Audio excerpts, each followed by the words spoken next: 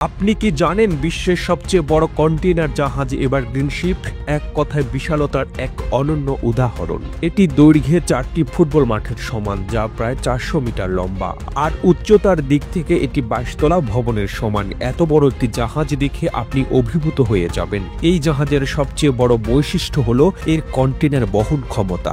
এটি একসঙ্গে প্রায় 24,346টি কন্টেইনার বহন করতে পারে। প্রতিটি কন্টেইনারে থাকে নানান ধরনের পণ্য, ইলেকট্রনিক ডিভাইস থেকে শুরু করে ফার্নিচার, গাড়ি, খাদ্যদ্রব্য, এমনকি শিল্প উৎপাদনের কাঁচামাল। এক একটি যাত্রায় এই জাহাজ প্রায় 20,000 টনেরও বেশি পণ্য পরিবহন করে।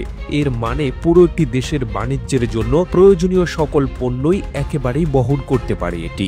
ভাবুন তো, একটি কন্টেইনারের ভিতরে কত পণ্য আসে, আর সেই কন্টেইনারগুলোর সংখ্যা এত বিশাল হয় যে একটি দেশের চাহিদা অতি সহজেই পূরণ করা যায়। এভারগ্রিন শিপের ডিজাইনও অসাধারণ। এটি এমনভাবে তৈরি করা হয়েছে যাতে সব ধরনের আকার এবং ওজনের কন্টেইনার রাখা যায়। জাহাজের ডেকে এবং ভিতরে স্টোরে প্রতিটি কন্টেইনার সঠিকভাবে সাজানো থাকে, যাতে সমুদ্র যাত্রায় জাহাজের ভারসাম্য ঠিক থাকে। জাহাজটি তৈরিতে ব্যবহৃত হয়েছে আধুনিক প্রযুক্তি, যেমন জিপিএস, অটোমেটিক নেভিগেশন এবং রাডার সিস্টেম, যা এটি নিরাপদে পরিচালনা করতে সাহায্য করে। এত বড় একটি জাহাজ কিভাবে চলাচল করে? এর ইঞ্জিন শক্তি এতটাই বেশি যে এটি ঘন্টায় প্রায় 45 কিলোমিটার বেগে চলতে পারে। যদিও এই গতি অন্যান্য যাত্রীবাহী জাহাজের তুলনায় ধীর মনে হতে পারে, তবে এর বিশাল আকার এবং পণ্যের ওজন বিবেচনা করলে এটি আসলেই দ্রুত।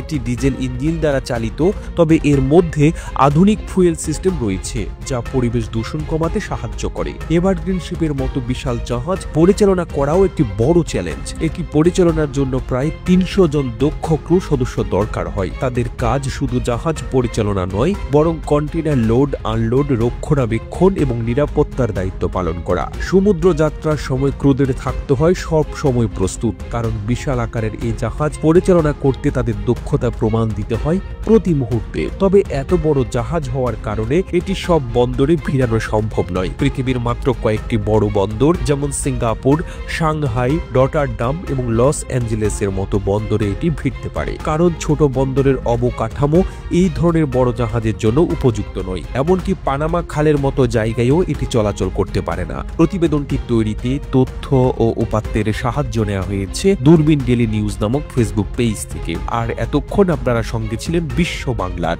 সেই সঙ্গে আপনি বাংলাদেশের কোন জেলা থেকে এই ভিডিওটি দেখছেন আমাদের কমেন্ট করে জানান।